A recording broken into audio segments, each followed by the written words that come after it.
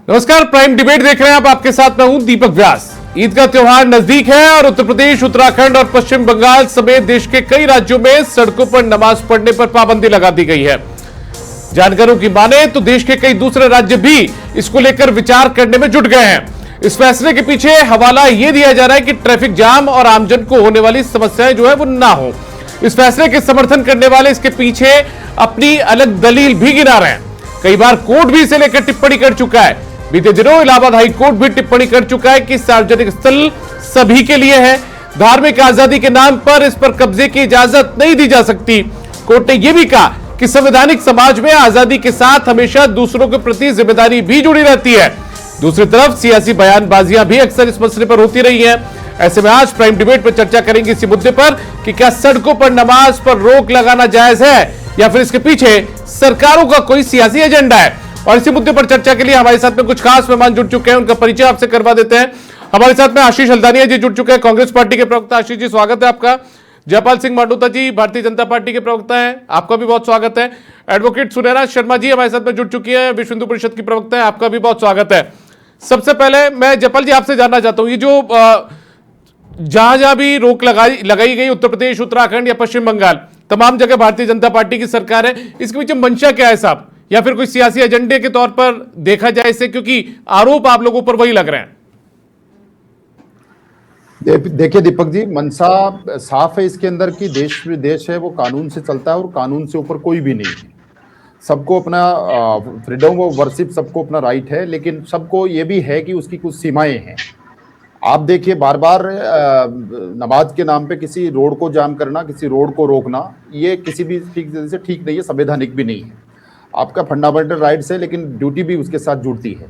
तो इसलिए किसी भी एंगल से कोई भी कानून से ऊपर नहीं है और बार बार नमाज के नाम से रोड को रोकना, सड़क को जाम करना, ये निश्चित रूप से मैं समझता हूँ बहुत दुर्भाग्यपूर्ण।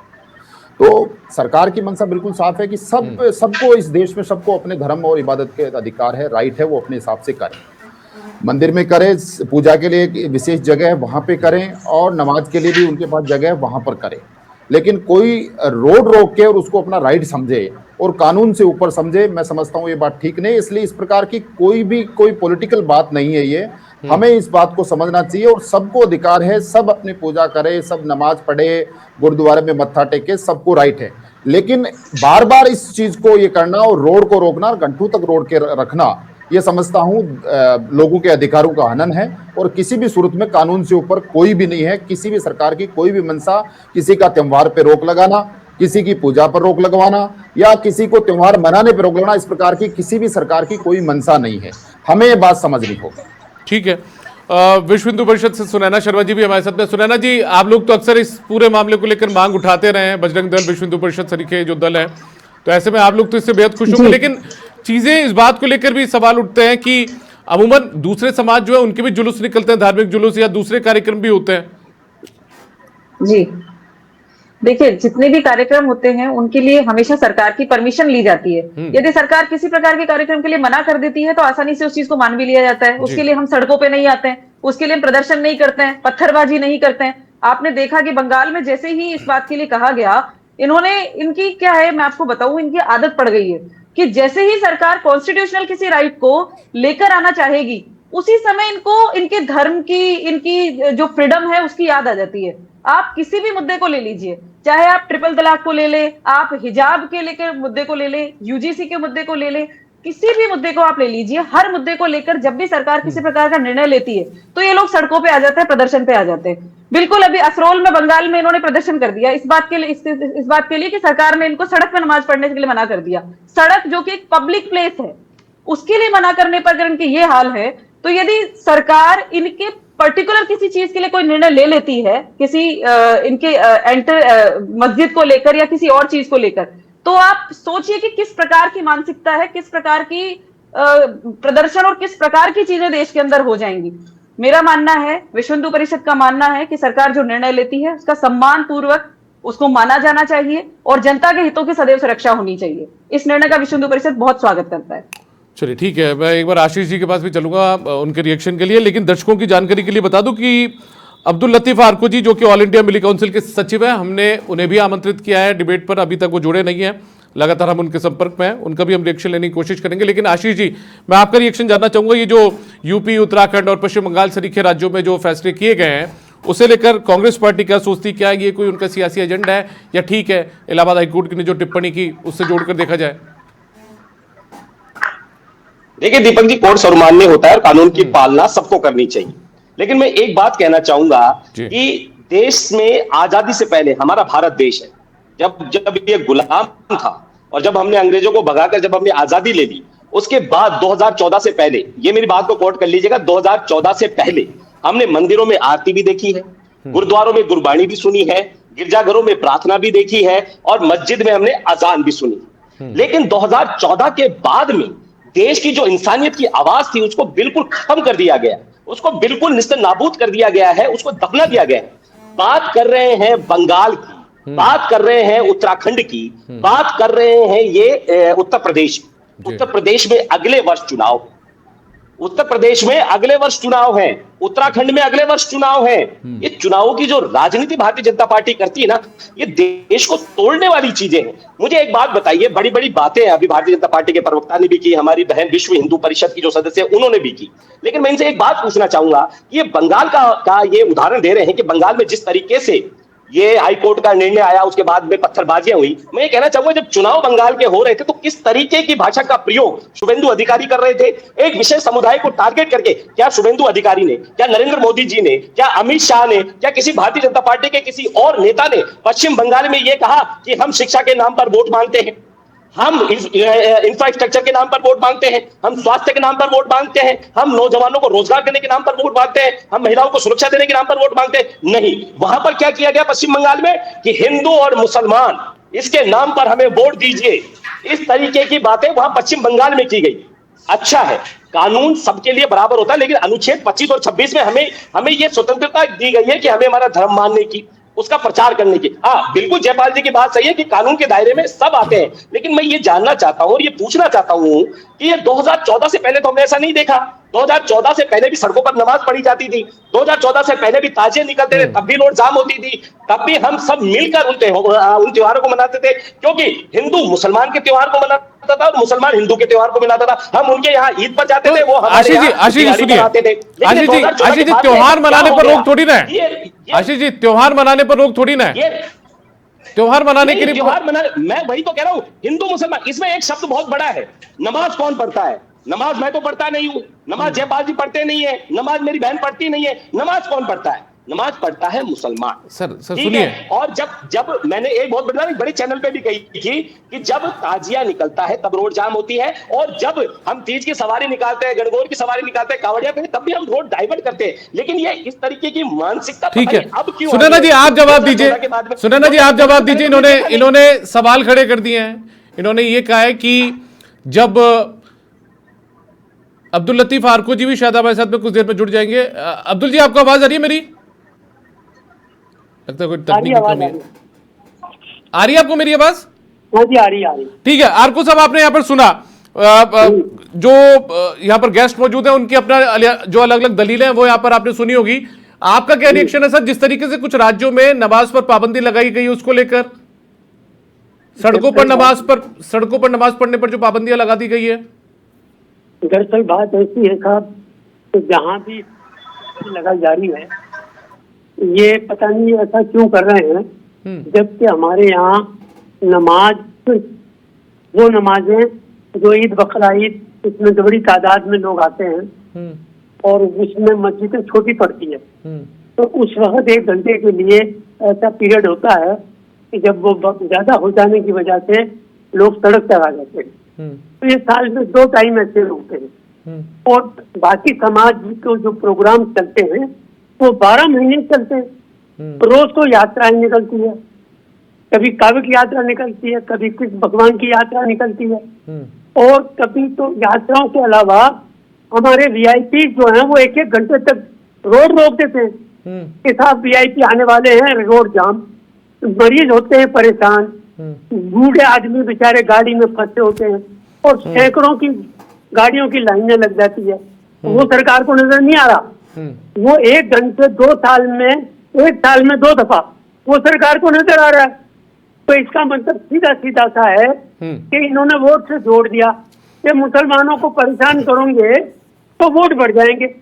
शर्म आने की बात है साहब। अगर मैं अपने बदन का एक हाथ को झुका लूंगा तो क्या तंदुरुस्त बना रहूंगा?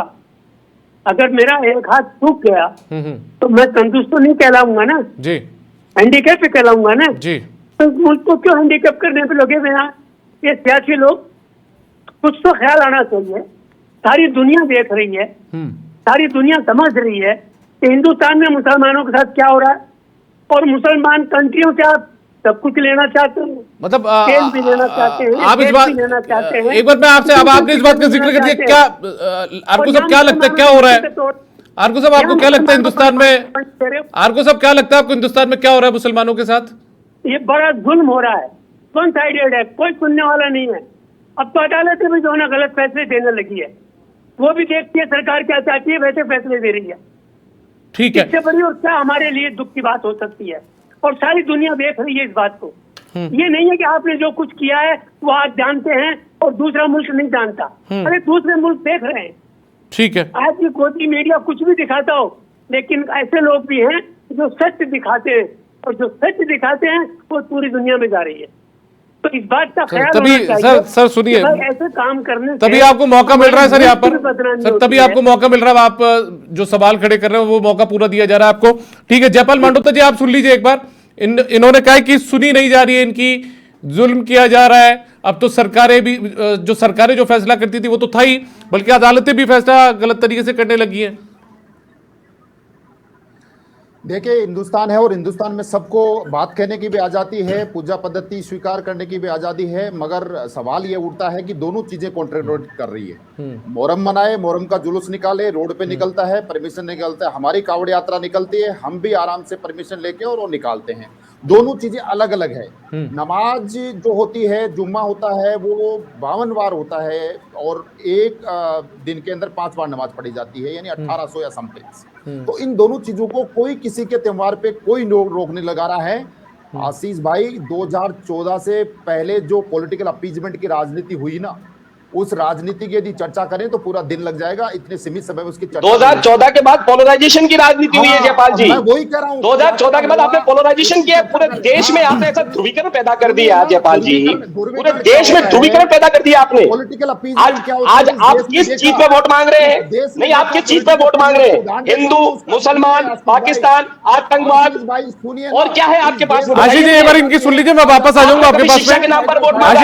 आशीष जी मैं वापस आऊंगा, एक बार सुन लीजिए इनकी। देश ने 2014 से पहले जो राजनीतिक पॉलिटिकल अपीजमेंट के तुष्टिकरण की राजनीति है ना, कांग्रेस पार्टी ने जमकर किया। उसके मैं एक उदाहरण देना चाहूंगा। कोलमटूर गांव है तमिलनाडु के अंदर, जिसमें 70% मोमडन आबादी हो जाती है वहां के मंदिर में कि नहीं अब घंटा और घड़ियाल यहाँ नहीं बज सकती है, क्योंकि वहां पर 70% आबादी मुस्लिम हो गई।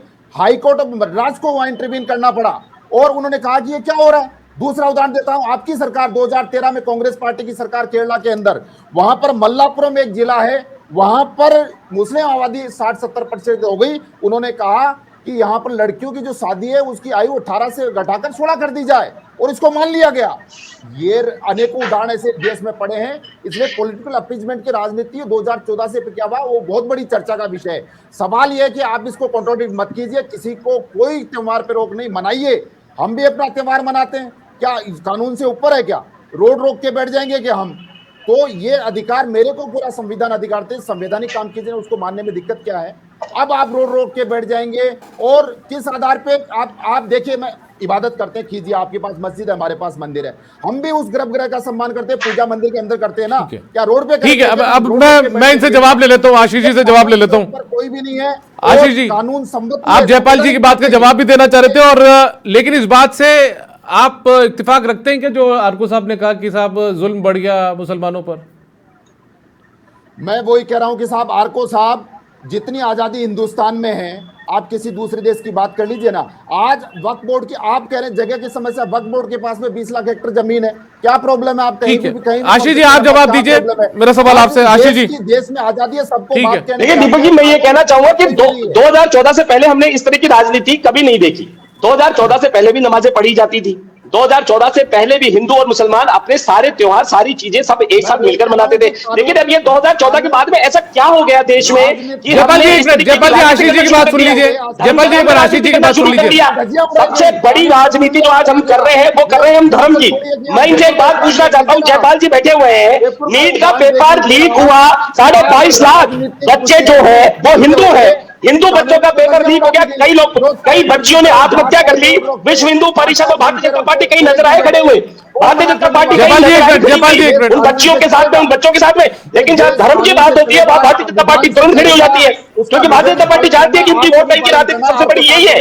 आप बेरोजगारी पे बात नहीं करेंगे, आप शिक्षा पे बात नहीं करेंगे, आप महिला सुरक्षा पे बात नहीं करेंगे, आप किसान के लिए बात नहीं करेंगे, आप नौजवान के रोजगार के लिए बात नहीं करेंगे, आप इंफ्रास्ट्रक्चर पे बात नहीं करेंगे। आप बात किस पे करेंगे? पाकिस्तान पे। आप बात किस पे करेंगे? हिंदू मुसलमान पे। आप बात किस पे करेंगे? आतंकवाद पे। आप सिर्फ ये बात करना जानते हैं, इसके अलावा चलिए ठीक है। मैं एक चीज बताइए जयपाल जी, आप दोनों रुकिए सर। बात बताइए 2014 के बाद आशीष जी और जयपाल जी एक मिनट रुकिए, मैं सुनैना जी के पास जाऊंगा। सुनैना जी आपने 14 के बाद, अरे एक मिनट जयपाल जी और आशीष जी आप रुकिए, और भी गेस्ट मौजूद है यहाँ पर, उनकी बात भी सुनिए, मेरे पास समय कम है। बता दीजिए आप आशीष जी, जयपाल जी एक मिनट, सब में किसके आधार पर? नैना जी आप जवाब दीजिए मेरा सवाल आपसे। नैना जी, आरोप, ये सियासी आरोप प्रत्यारोप हो गए, ठीक है, आप लोगों ने भी कहा ठीक है, इस तरीके से सड़कों को जाम नहीं करना चाहिए, विश्व हिंदू परिषद का स्टैंड हो सकता है, लेकिन सामने की तरफ से, आरको साहब की तरफ से प्रतिक्रिया इस बात को लेकर आ रही है कि कांवड़ यात्राएं भी निकल रही हैं, तीज की सवारी भी निकल रही है, इस तरीके की प्रतिक्रिया इनकी तरफ से आ रही है, तो फिर आखिर नमाज पर रोक क्यों? क्या जी, मैं आपको कुछ शब्द इनके शरीयत नमाज के बताना चाहूंगी जी। शरीयत नमाज की पहली शर्त है कि नमाज पढ़ने के लिए जो जगह है वहाँ पाकी होनी चाहिए, मतलब वो जगह क्लीन होनी चाहिए। नमाज तो हमारी मस्जिद में होती है, हम मस्जिद के बाहर कहाँ नमाज पढ़ते हैं? आपके जो खुद के नियम है, आप उन नियमों को मानने से इनकार कर रहे हैं। आपको मिला के जो करना है वो आपको लोगों को परेशान करना है, आपको ये शक्ति प्रदर्शन करना है कि हम कितने लोग हैं, हमारे पास कितने सर हैं। इसके अलावा आपको खुशी और खुजू सड़क पे होती है। आप प्लीज इनको पहले चुप करवा लीजिए, क्या हो गया? मैं अपनी बात रख दूं सर। आरको साहब मैं आ रहा हूँ, आरको जी आपके पास मैं आ रहा हूँ। अब्दुल लतीफ आरको जी मैं आपके पास आ रहा हूँ, नैना जी, सुनैना जी को अपनी बात रख देने दीजिए। आप घर में भी पाबंदी लगा रहे हैं, अरे आपको क्या हो गया है? आपको शरीयत नमाज के अनुसार आपको पाकी का ख्याल रखना होता है, आपको खुशू का ख्याल रखना होता है, आपको खुशू का ख्याल रखना होता है, आपको उनमें से किसी का ख्याल नहीं रखना है। आपको नमाज पढ़ने से कोई मतलब नहीं है, आपको शरीयत से कोई मतलब नहीं है, आपको मतलब इससे है कि इस देश की सरकार क्या नियम बनाती है और मुसलमान के प्रति वो क्या नियम बनाती है, जिससे आपको तुरंत आके ऑब्जेक्शन करना है। आपकी तकलीफ केवल यह है कि आपको इस भारत के संविधान को नहीं मानना है, आपको संविधान के ऊपर जाना है, आपको अपने धर्म को ऊपर रखना है, लेकिन ये भारत ऐसा, इस भारत देश में संविधान ही ऊपर रहेगा। संविधान ने पूरी इजाजत दी। ठीक है आरको जी, मेरा आपसे अब्दुल लतीफ आरको जी, मेरा आपसे संविधान को एक मिनट आशीष जी, सुनैना जी, जयपाल जी एक मिनट उन आदेशों को पूर्ण अब्दुल लतीफ आरको जी, बीते दिनों इलाहाबाद हाईकोर्ट ने टिप्पणी को मानते हैं। एक मिनट आशीष जी, संविधान में चुनी हुई सरकारों को, अरे आशीष जी एक मिनट मानते हैं आप लोग संविधान को? आशीष जी एक मिनट, आप क्या कहना चाहते हैं? एक मिनट सुनैना जी, आरको जी मेरा आपसे सवाल ये सर, बीते दिनों इलाहाबाद हाईकोर्ट ने एक सवाल, विश्व हिंदू परिषद किसके पीछे है? भारतीय जनता पार्टी के पीछे है। विश्व हिंदू परिषद अरे किसके पीछे है? सुनिए एक मिनट, मुझे एक चीज बताइए, एक मिनट आशीष जी, जयपाल जी, सुनैना जी, आप आपस में मत करिए बात, मुझे आरको मुझे अब्दुल लतीफ आरको जी से भी लेना है, उनका बच्चों का भविष्य बर्बाद हो गया। हिंदू सर मुझे उनकी प्रतिक्रिया भी चाहिए। एक मिनट आरको जी, मैं आपसे जानना चाहता हूँ, बीते दिनों इलाहाबाद हाईकोर्ट ने टिप्पणी की कि सार्वजनिक स्थल सभी के लिए है, धार्मिक आजादी के नाम पर इस पर कब्जे की इजाजत नहीं दी जा सकती है, संवैधानिक समाज में आजादी के साथ हमेशा दूसरों के प्रति जिम्मेदारी भी जुड़ी रहती है। इस तरीके की चीजें हो गई, पेपर लीक जो हुआ उसके आधार पर कितनी बच्चियों ने, कितने बच्चों ने, आशीष जी एक मिनट, आशीष जी जयपाल जी, आशीष जी जयपाल जी, आशीष जी और जयपाल जी, आप अकेले नहीं है सर, और दूसरे गेस्ट भी हैं। हिंदू परिषद नजर क्यों नहीं आता है? तो मैं यही तो कह रहा हूँ, ये 2014 के पहले क्या विश्व हिंदू परिषद को दिखता नहीं था? आप आशीष जी, भारतीय जनता पार्टी की बी टीम आशीष जी, राजनीति करते हैं, सिर्फ आशीष जी, एजेंडा ये है, आशीष जी, एजेंडा इस देश में खुशहाली लाने का आपका एजेंडा नहीं है, इस देश में एकता बनी रही। आशीष जी, आशीष जी, अरे आशीष जी एक मिनट, आशीष जी आज की राजनीति, ठीक है, मैं अब्दुल लतीफ आरको जी के पास जा रहा हूँ। ये देश यदि आप लोग चुप नहीं हो रहे हैं तो मुझे उनकी भी रिएक्शन लेना है सर। एक मिनट, राजनीति से टूट रहा है आज देश में जो हाहाकार। ऑडियो डाउन कर दीजिए आप इन तीनों का। मैं अब्दुल लतीफ आरको जी के पास जा रहा हूं। अब्दुल लतीफ आरको साहब, मैं आपसे जानना चाहता हूं, बीते दिनों इलाहाबाद हाईकोर्ट का भी स्टेटमेंट सामने आया था। उन्होंने यह कहा था कि सार्वजनिक स्थल सभी के लिए है, धार्मिक आजादी के नाम पर इस पर कब्जे की इजाजत नहीं दी जा सकती है। संवैधानिक समाज में आजादी के साथ हमेशा दूसरों के प्रति जिम्मेदारी भी जुड़ी रहती है। यह नमाज को लेकर उन्होंने कह दिया। मैं हाईकोर्ट के ऊपर कोई टिप्पणी नहीं करना चाहता, जी। लेकिन एक बात कहना चाहता हूँ कि ये एक टाइप तो नहीं हो सकता ना। अगर यहाँ जुलूस निकल सकते हैं, यहाँ कावड़ यात्रा निकल सकती है, यहाँ मंदिरों के बाहर तमाम तरह के जो है प्रोग्राम हो सकते हैं, तो मस्जिद तो सिर्फ हम मस्जिद पे नमाज पढ़ते हैं और साल में 3 दिन ऐसे आते हैं कि जब हमारे यहाँ बड़ी तादाद में नमाज पढ़ने वाले होते हैं, मस्जिद छोटी पड़ जाती है तो 1 घंटे के लिए बाहर सड़क पर नमाज पढ़ लेते हैं, और वो भी एक वक्त होता है, वो 5 वक्त नहीं। अच्छा, ये कह रहे हैं, ये तमाम लोग ये कह रहे हैं कि ठीक है, आप मुहर्रम पर कोई कार्यक्रम करिए, उसके लिए परमिशन आप लोग लेते हैं तो ठीक है, उसमें अनुमति मिल सकती है। ये कह रहे हैं कावड़ यात्रा के लिए परमिशन ली जाती है, लेकिन नमाज के लिए कोई परमिशन की दरकार आप लोग नहीं समझते हैं? बिल्कुल हम परमिशन मांगते हैं, थाने में अप्लाई करते हैं कि हमारा आखिरी जुमा आ गया है, वो मीटिंग करते हैं, पूरी मीटिंग करके समाज के लोग भी आते हैं, पुलिस अफसर भी आते हैं और दूसरी समाज के लोगों को बुलाते हैं, और बाकायदा उसके लिए होता है कि भाई कितना टाइम लगेगा, क्या सिलसिला रहेगा, बल्कि लोग दूसरे समाज के हमारे यहाँ, चलिए ठीक है सर, ठीक है सर। सुनैना जी, आपकी आखिरी टिप्पणी, क्या राजस्थान में भी इस तरीके की बारे में सरकार को सोचना चाहिए या सोच रही है सरकार? बिल्कुल हमारी मांग है कि इस प्रकार से सड़कें नहीं रोकी जाए, लोगों की आवाजाही को परेशान नहीं किया जाए, और जो एम्बुलेंस सड़क से गुजर रही है, जो एक कार्मिक अपने काम पे जा रहा है, उसे 5 वक्त तक रोका नहीं जाए एक दिन के अंदर, और इस नियम को राजस्थान में भी लागू किया जाए, बड़ी सख्ती से लागू किया जाए। ठीक है। अभी आशीष जी, आप लोग अमूमन बात करते हैं कि ठीक है, वोटों के ध्रुवीकरण के लिए तुष्टीकरण की राजनीति, तमाम बातें आप लोग आरोप लगाते हैं, लेकिन आरोप आप लोगों पर भी भारतीय जनता पार्टी की तरफ से लगाए जाते हैं कि किसी चुनावी कार्यक्रम के दौरान, चुनावी सभा के दौरान देश के संसाधनों पर पहला किसका था, यह बयान आपके नेताओं की तरफ से दिया गया। हालांकि आप लोग खंडन करते हैं, आपके कई नेता इसका लगातार।